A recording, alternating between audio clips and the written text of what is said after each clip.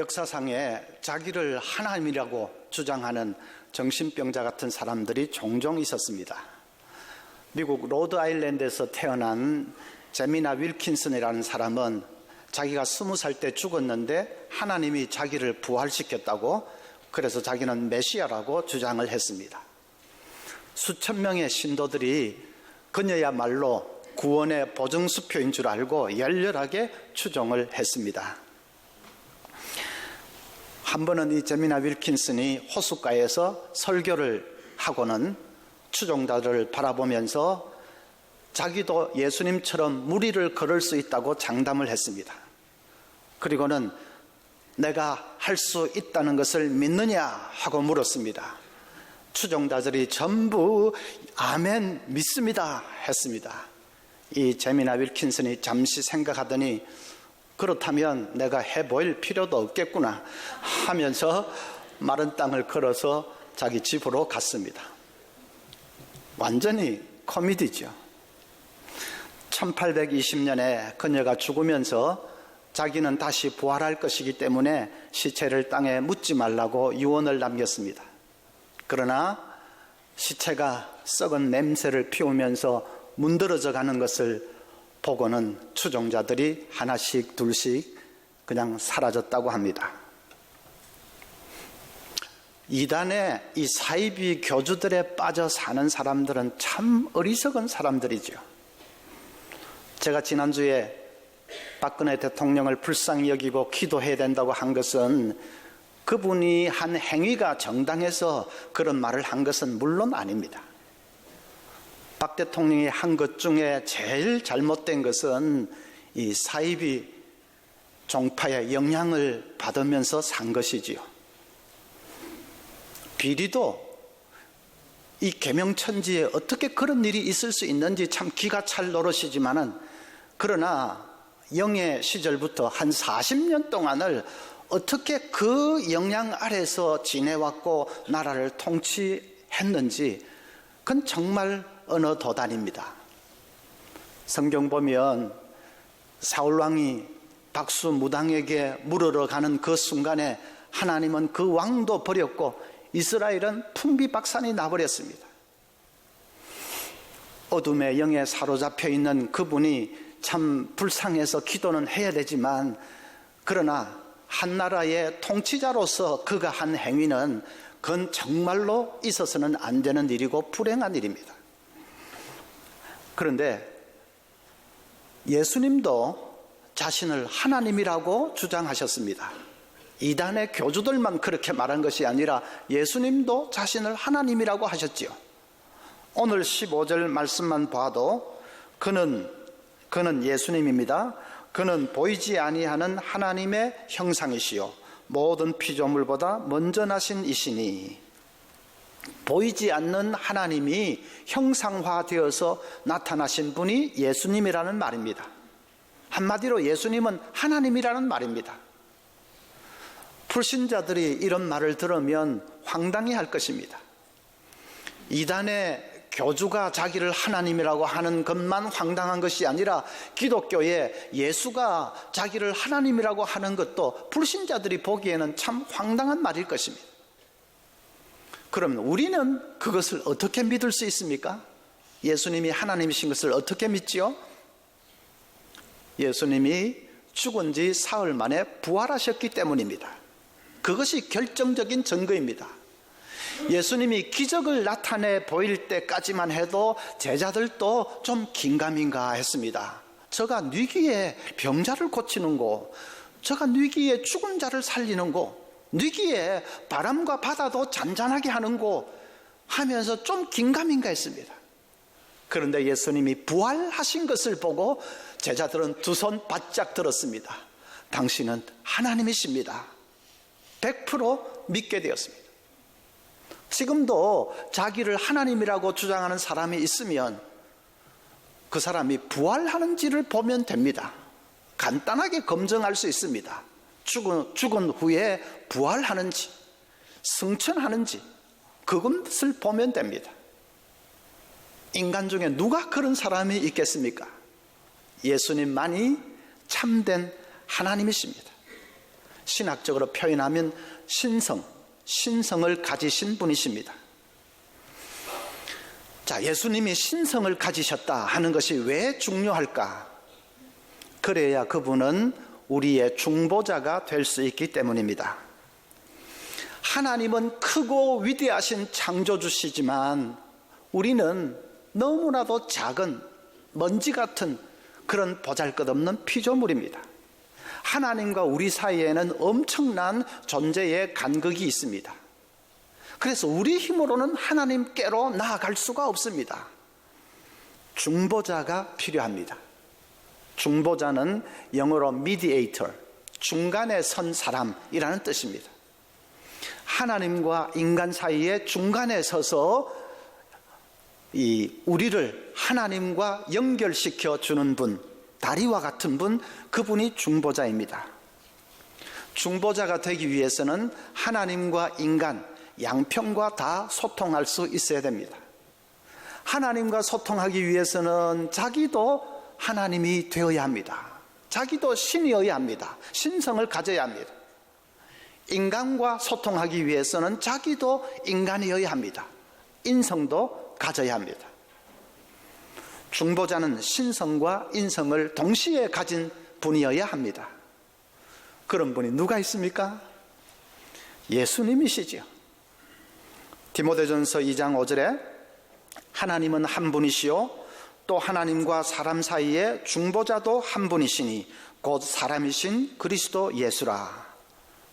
예수님은 사람이셨고 동시에 하나님이시기 때문에 하나님과 인간 양편을 연결할 수 있는 유일한 중보자시다, 그 말씀이죠. 구약시대에 이런 중보자의 역할을 한 사람이 대제사장이었습니다. 구약의 백성들은 자기들 힘으로 하나님께 나아갈 수가 없었습니다. 죄인들이 어떻게 그 하나님께로 나아갈 수가 있습니까? 그런데 이 중보자 대제사장이 늘 백성들을 대신해서 하나님께로 그들을 이끌어 주었습니다. 백성들이 기도하면 대제사장이 그 기도를 취해서 하나님께 올려드렸습니다. 대제사장이 백성들을 대신해서 죄를 회개하면 그들의 죄가 사함을 받았습니다. 대제사장이 짐승의 피를 가지고 하나님께 드리면 이 백성들의 제사가 하나님께 올려질 수 있었습니다.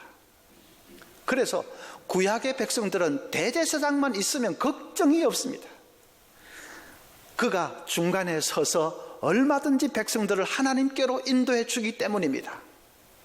그 대제사장만 의지하면 얼마든지 하나님 앞으로 나아갈 수 있기 때문입니다. 그런데 구약의 대제사장은 인성만 있지 신성은 없습니다. 그는 하나님은 아닙니다. 그래서 온전한 중보자는 될 수 없습니다. 그저 하나의 그림자이죠. 온전한 중보자가 신약시대에 오셨는데 바로 예수님이십니다. 그래서 중보자 예수님이 계신다는 것이 얼마나 큰 복인지 모릅니다. 구약에 좀 불완전한 중보자 대제사장만 있어도 그 백성들이 큰 복을 누렸는데, 그런데 온전한 대제사장, 온전한 중보자 예수님이 이제 우리에게 오셨다는 것은, 또 우리 곁에 계신다는 것은 그건 얼마나 큰 복인지 모릅니다. 왜 복이냐? 예수님이 중보자로서 하시는 사역을 알면 이제 그걸 알 수 있습니다. 예수님이 중보자로서 어떤 사역을 하시죠? 첫째로는 우리를 위해서 중보의 기도를 하십니다. 로마서 8장 34절에 누가 정죄하리요? 죽으실 뿐 아니라 다시 살아나신 이는 그리스도 예수시니 그는 하나님 우편에 계신 자요 우리를 위해서 간구하시는 자신이라. 우리를 위하여 간구하시는 자신이라. 예수님이 하늘에서 우리를 위해서 중보 기도를 하신다 하는 말이죠. 예수님은 사람이셨기 때문에 우리 인간의 슬픔과 고통을 다 아십니다. 우리가 지고 가는 무거운 인생의 짐을 다 아십니다. 이론적으로만 아시는 것이 아니라 자신이 몸소 다 겪어보셨습니다. 그래서 얼마든지 우리 마음을 아시고 우리를 위해서 간절하게 기도하실 수 있습니다. 또 반대로 예수님이 그냥 사람이기만 하시고 하나님이 아니시라면 어떻게 됩니까? 이 땅에 많고 많은 사람들의 마음을 예수님은 다 알 수 없게 됩니다. 자신도 그냥 사람이기만 하면 이 땅에 많은 사람들의 고통과 슬픔과 마음속에 있는 아무도 모르는 그 사정을 예수님도 알 수가 없지요. 그러면 기도할 수가 없을 것입니다. 그러나 그분은 하나님이시기 때문에 내가 어디에 있든지 무슨 생각을 하든지 무슨 문제를 안고 있든지 다 아시고 우리를 위해서 기도해 주실 수가 있습니다. 저는 옛날에 고등학교 시절에 우리 가정이 경제적으로 너무 어려웠습니다. 8 식구가 코딱지만한 방에서 그런 집에서 살았습니다. 저는 부엌 바로 위에 있는 조그마한 다락에서 지냈습니다. 일어서지도 못하고 그냥 앉기만 할 수 있는 나지막한 조그마한 다락입니다. 어머니는 날마다 새벽에 부엌에 밥을 이 아궁이에 앉혀놓고 그리고는 자녀들을 위해서 기도하셨습니다. 한 사람 한 사람 위해서, 그리고 입시를 앞두고 있는 저를 위해서도 어머니가 기도하셨습니다. 그 소리가 그 위에 있는 저에게 그대로 들립니다. 저는 늘 엄마의 기도 소리를 들으면서 잠에서 깼습니다. 그런데 잠결에 듣는 그 기도 소리가 얼마나 청아하게 들리는지요. 도란도란 기도하시는 그 기도 소리가 꼭 천사의 소리 같습니다.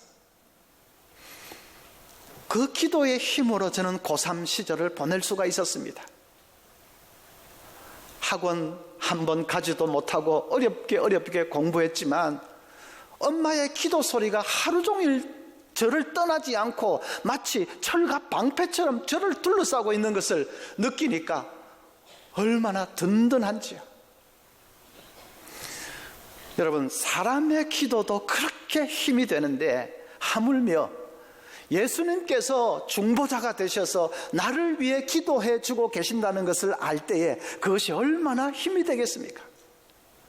정말 우리 영의 귀가 열려서 예수님이 하시는 그 기도를 우리가 들을 수만 있다면, 영적으로 우리가 그것을 느낄 수만 있다면 얼마나 용기백배하겠습니까? 그러면 자기도 벌떡 일어나서 기도하지 않을 수가 없습니다.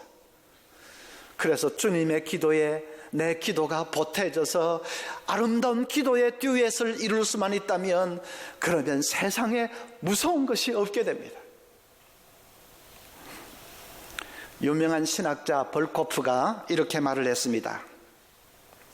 우리가 기도 생활에 태만할 때조차도 그리스도께서 우리를 위해 기도하신다는 것은 크나큰 위로가 된다. 그는 우리의 마음에 없고 기도 중에 포함시키지 않은 그런 영적인 필요를 위해서도 하나님께 기도하신다. 우리가 의식하지도 못하는 위험으로부터 우리를 보호하기 위해서도 기도하신다. 또한 그는 우리의 믿음이 사라지지 않고 결국에는 승리할 수 있기 위해서도 기도하고 계신다.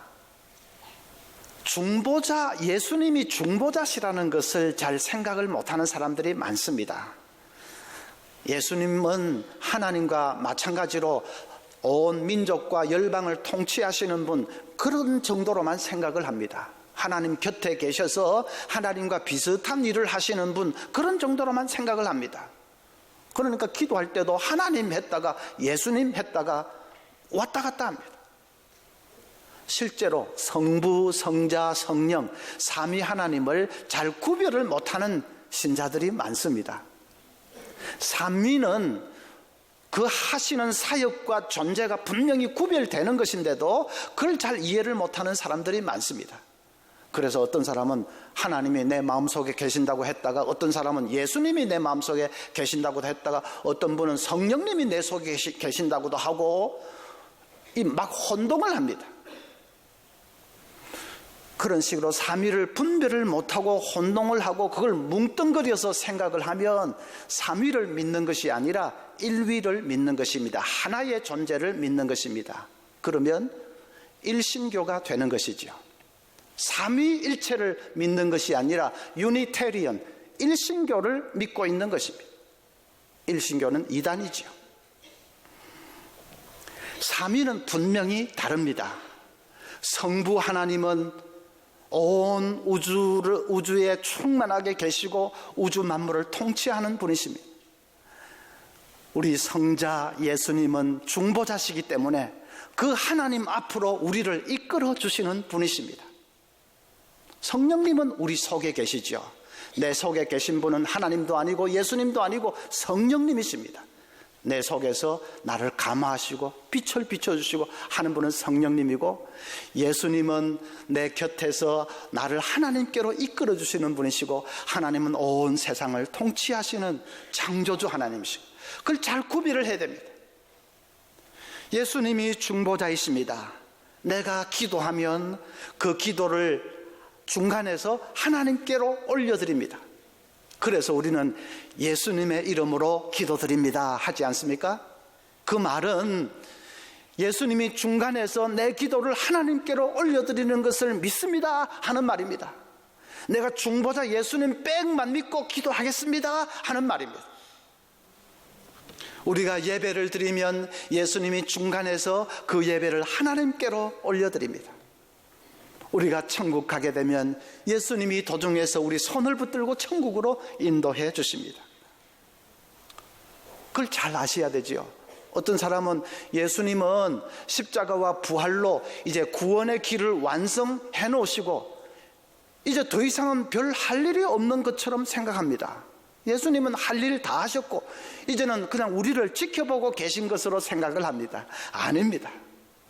예수님이 얼마나 많은 사역을 하시는데요, 우리 기도를 하나님께 올려드리고 우리 예배를 하나님께 올려드리고 우리를 천국으로 인도해 주시고 또 우리를 위해서 쉬지 않고 중보의 기도를 해 주시고,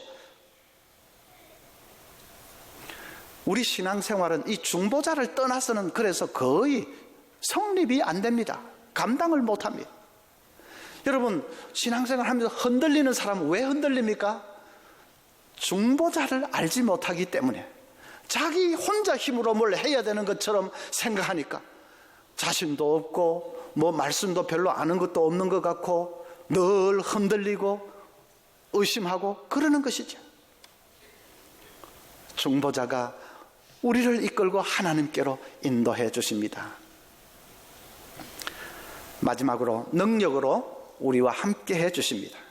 16절에 만물이 그에게서 창조되되 하늘과 땅에서 보이는 것들과 보이지 않는 것들과 혹은 왕권들이나 주권들이나 통치자들이나 권세들이나 만물이 다 그로 말미암고 그를 위하여 창조되었고, 한마디로 간단하게 말하면 우리 중보자는 놀라운 능력과 권세를 가지고 계신다 하는 말입니다. 창조주 하나님이 가지고 계신 그것과 비슷하게 비슷이 아니라 똑같은 능력과 권세를 가지고 계신다 하는 말입니다.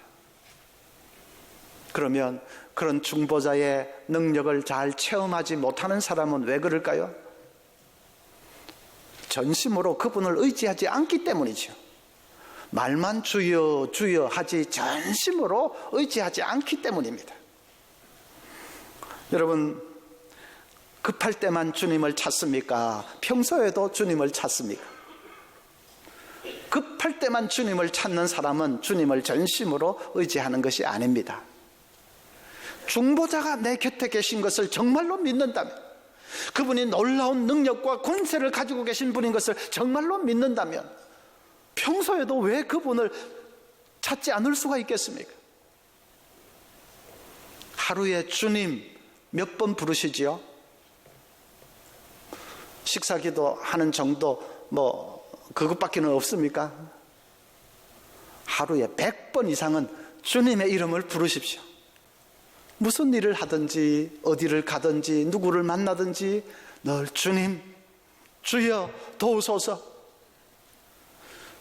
늘 그렇게 주님을 의지하는 사람이 마지막 순간에 주여 내 영혼을 받으소서 할 수도 있지, 평소에 막 까마득하던 사람이 갑자기 그렇게 안 됩니다. 하루에 100번 이상은 주님을 의지하면서 주님 이름을 부르시기 바랍니다. 아멘 해보시죠. 여러분, 기도가 최후의 수단입니까? 유일한 수단입니까? 기도가 최후의 수단이 되어 있는 사람도 주님을 전심으로 의지하는 것이 아닙니다. 이것도 해보고 저것도 해보고 자기 인간적인 수단 방법으로 다 해보다가 안 되니까 마지막으로 기도라도 한번 해볼까? 그게 최후의 수단 아닙니까? 그건 주님을 전심으로 의지하는 것이 아닙니다. 처음도 기도, 마지막도 기도가 되어야 됩니다. 기도 없이는 움직이지 않아야 됩니다. 그렇게 전심으로 의지할 때에 주님께서 함께 해주십니다. 능력으로 함께 해주십니다. 어떤 집사님은 독자 아들이 고등학교에 들어가면서 가정에 큰 고통을 겪게 되었습니다. 부모의 기대를 한 몸에 받고 자란 이 아들이 빗나가기 시작한 것입니다. 학교 불량 서클 아이들과 어울리면서 아이가 걷잡을 수 없이 됐습니다. 가출을 밥 먹듯이 하고 경찰서에 잡혀가는 것도 한두 번이 아닙니다. 당신 아들 때문에 우리 아들도 그냥 엉망이 되었다고 다른 학부모들 항의 전화가 빗발칩니다. 부모가 아들 때문에 고민하면서 밤잠을 이루지 못하게 됐습니다. 그 지경이 되고 나서야 비로소 그 부모들이 하나님께 간절히 매달리기 시작했다고 합니다. 그전까지는 오래된 집사이기는 하지만 별로 기도 생활도 없고 늘 미지근했던 사람들입니다. 그런데 자식이 그러니까 이제는 정말 낮아질 대로 낮아져서 정말 주님만 간절히 부르짖게 되었습니다. 그런데 다행스러운 것은 그 고통을 겪으면서 부부가 늘 함께 움직인 것입니다. 함께 기도도 하고 함께 철야도 하고 함께 어디 가서 상담도 받고 함께 말씀 공부도 하고 어떻게든 문제를 풀어보려고 부부가 함께 움직인 것입니다. 몇 달을 그렇게 했는데 자기들이 변화되는 것을 체험하기 시작했습니다. 부부가 서로를 깊이 의지하는 관계가 됐습니다. 사업 성공밖에는 생각이 없던 사람들이 하나님 중심으로 이 삶이 바뀌게 됐습니다. 늘 물질의 종으로 매여 살던 사람들이 이제는 있어도 감사, 없어도 감사, 감사를 하는 사람들이 됐습니다.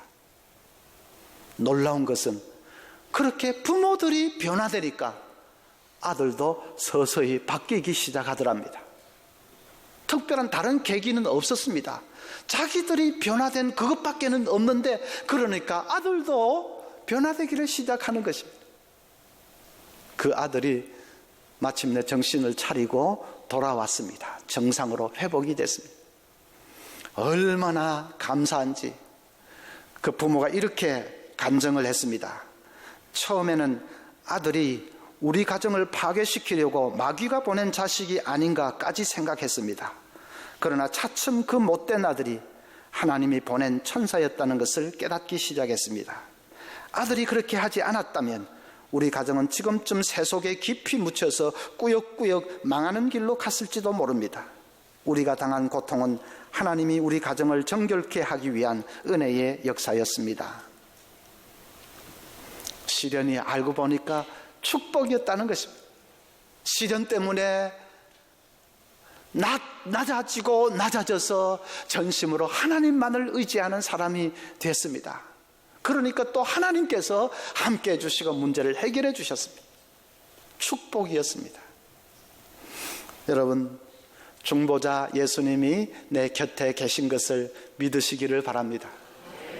늘 그 중보자 주님을 꼭 의지하고 붙드시기를 바랍니다. 능력과 권세 가운데 계신 분이십니다.